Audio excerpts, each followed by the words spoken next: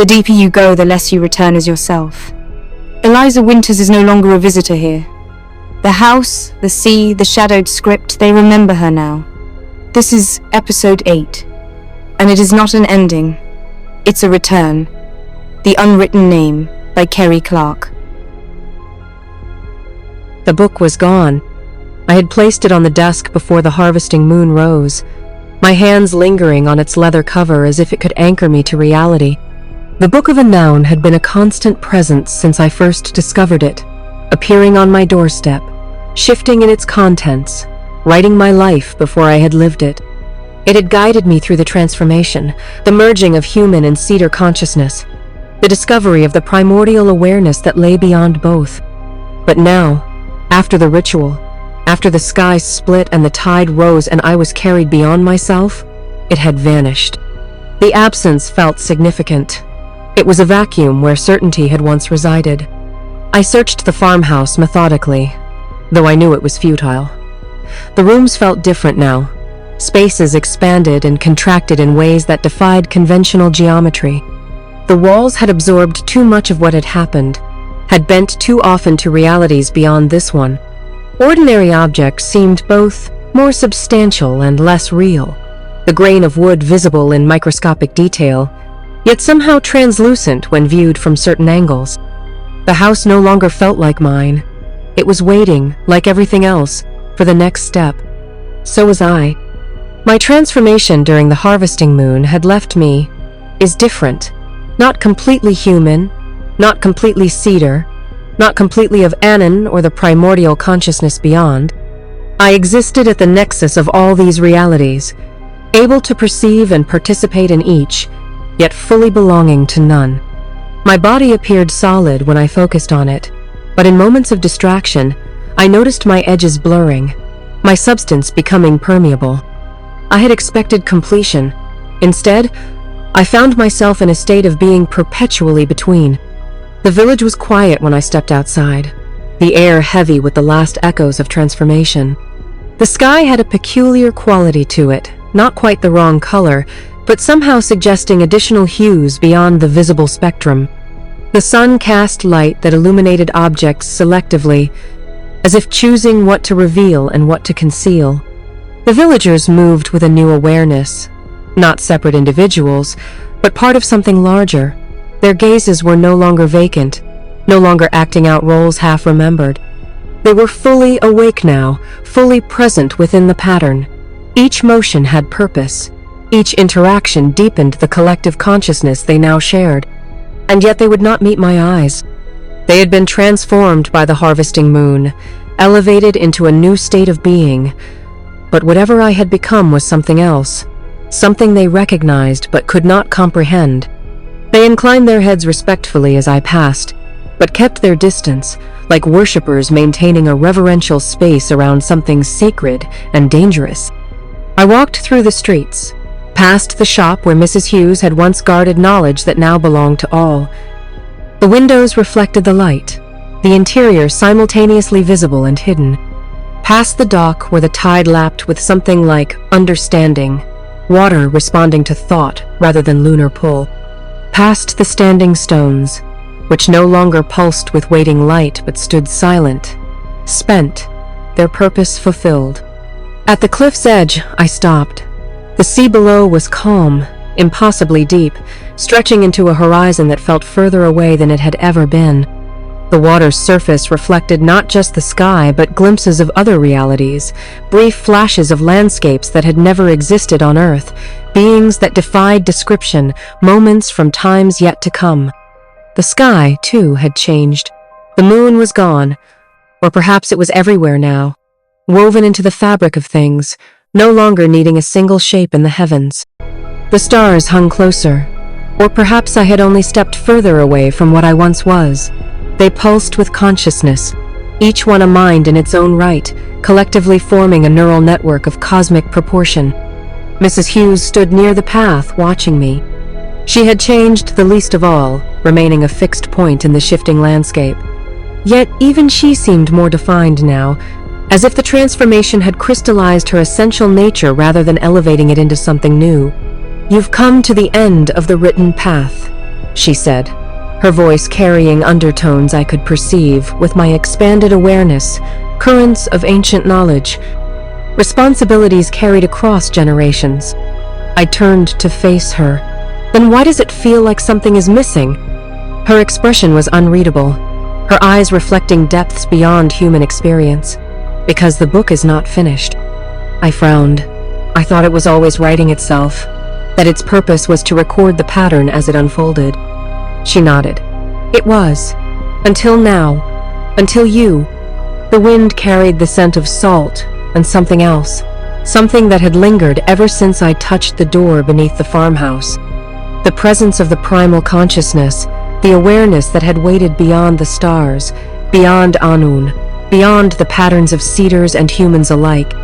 The one that had dreamed itself into separation for the experience of return. It was closer now, more immediate, as if the transformation had thinned the barriers between its realm and this one. I could sense it attending to this moment, this conversation, with peculiar intensity. There is always another cycle, I said, not sure if I was speaking to Mrs. Hughes or to myself. Always another spiral. The pattern continues, but at a higher turn. The words were an echo of what I'd been told, what I'd accepted as truth. Mrs. Hughes stepped closer, her gaze dark with meaning. That is the question, isn't it? Is there always another cycle? Or are you the first to stand at the threshold and not step forward? I felt the weight of her words settle into me. The air shimmered with possibility, thin as a veil between worlds. For the first time since I had become part of the pattern, I felt hesitation within it. A pause, an expectation, a choice.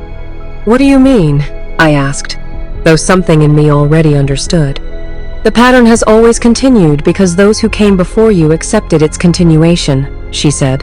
They stepped into the role prepared for them. They moved the spiral forward. But you, she studied me carefully. You've seen more of the pattern than any before you. You've retained more of yourself through the transformations. You stand at a unique point.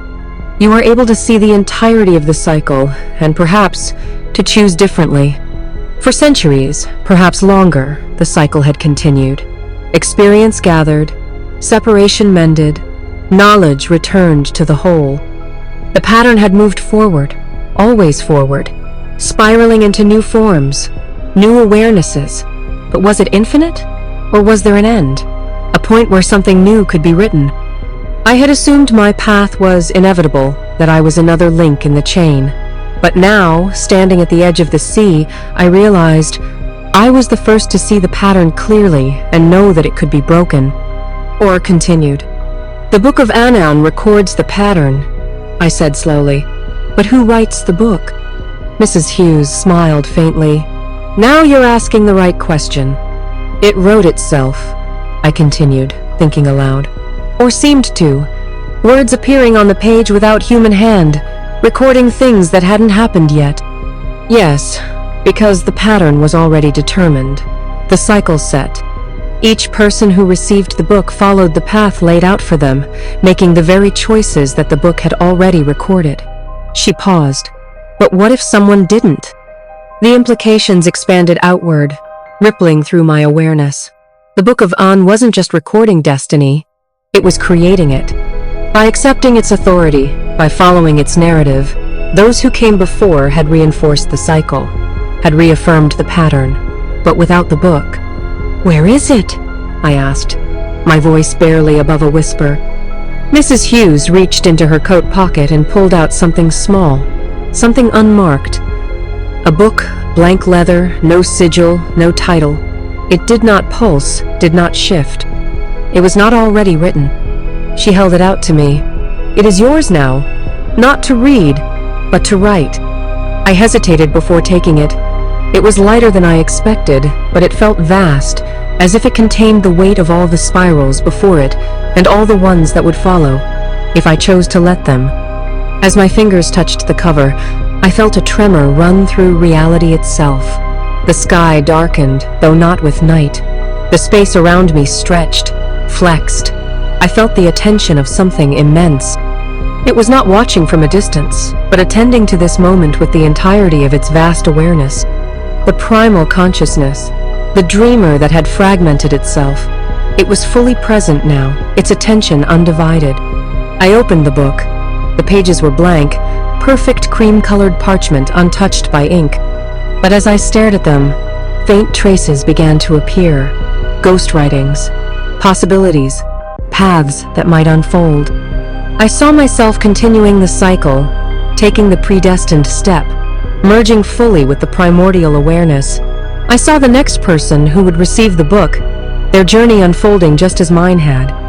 And I saw other possibilities, dimmer, less defined, but present. Paths not yet taken, stories not yet told. What happens if I don't continue the pattern? I asked. Mrs. Hughes's gaze was steady. I don't know. No one does. That's the point. It would be truly new. The primordial consciousness. It dreamed itself into separation for the experience of return. For self-knowledge, I said, recalling what I had learned. If the cycle ends, does that purpose remain unfulfilled? Or perhaps it's already fulfilled, she suggested. Perhaps it has gathered enough experience, enough self-knowledge, through countless cycles. Perhaps what it needs now is not another return, but something genuinely unexpected, a true unknown. The wind picked up, carrying whispers from the sea, from the stones, from the very air itself, voices of those who had come before, who had followed the path, who had returned to the whole. They seemed to be weighing in, though whether in support or opposition to this possibility, I couldn't tell. I looked at the book in my hands, at its blank pages awaiting inscription. I could feel the pull of the pattern, the momentum of cycles upon cycles urging continuation. It would be easier to follow, to write what had always been written, to play my predestined role. I could step forward. I could fulfill the pattern. I could write what had always been written. Or I could do something else. Standing at the cliff's edge, poised between sea and sky, between the accumulated weight of all previous cycles and the vast unknown of possibility, I made my decision. I closed the book, and instead of recording the next cycle, the next turn of the spiral, I wrote a single word on the cover. Not in ink, but in thought, in intention, a word that had never been written before, a name that had never been spoken. My true name, not the human identity I had worn, not the cedar designation I had remembered, not the title bestowed by Annwn or the primordial consciousness, but the name that was uniquely mine, that defined me not as a piece in the pattern but as something distinct from it. As I inscribed this unwritten name, I felt the world shift around me. The book in my hands grew warm, then hot, the blank leather cover absorbing the name, internalizing it. The pages within remained empty, not awaiting the continuation of an old story, but open to the possibility of something new. I looked at Mrs. Hughes, who watched with a mixture of awe and trepidation. "What happens now?" she asked, for once uncertain. "I don't know," I replied, and there was freedom in that admission. That's what makes it worth finding out. The sky lightened, though not with the familiar light of sun or moon. A new quality infused the air. Expectation, possibility, the pregnant silence before the first note of a never-before-heard song. I held the book to my chest, feeling it merge with me, becoming not a record of destiny, but an extension of choice. The primal consciousness remained present, but its attention had shifted from expectation to curiosity, from knowing to wondering. I had broken the cycle, not in rejection or rebellion, but in evolution, offering not an end, but a new beginning. Not separation from the whole, but a new relationship with it. The tide below shifted, moving to a rhythm it had never known before.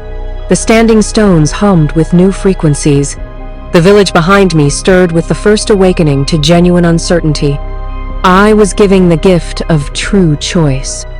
I stepped away from the cliff's edge, turning toward the future with a lightness I had never known. The book had disappeared, absorbed into my being, no longer separate but integrated. not as destiny, but as potential. "Thank you," I said to Mrs. Hughes. She inclined her head. "For what?" "For showing me the question behind the pattern." She smiled, truly smiled, for perhaps the first time since I had known her. "And thank you," she replied, "for having the courage to answer it differently." Together, we walked back toward the village, where the world was remaking itself not according to ancient design, but in response to genuine freedom. The primordial consciousness watched, participated, learned, experiencing not return, but something it had never known in all its vast existence. The uncertain joy of the truly new. Somewhere, somewhen, in a farmhouse by the sea, a young woman wakes. She walks to the window, staring at the tide. The waves move with slow, deliberate patterns, though she does not yet understand their meaning. The world is silent, waiting. On the doorstep, wrapped in brown paper, tied with string, there is no book. For the first time, the pattern is unwritten, and the choice is hers. She feels it, the absence of predestination, the presence of genuine possibility. The world around her vibrates with it, this new state of being where paths are not already laid out but created with each step. In the distance, the standing stones catch the morning light, no longer guardians of an ancient cycle but witnesses to an unfolding mystery. The tide breathes, but to a rhythm it discovers moment by moment, rather than one dictated by cosmic design. The young woman smiles, sensing the attention of countless awarenesses, human, cedar, unknown, primordial, all experiencing with her this unprecedented dawn. Not observers of a predetermined pattern, but participants in a genuine exploration. She steps outside, into the day that has never been written, and begins to live a story that is truly her own. Close your eyes. Listen to what followed you.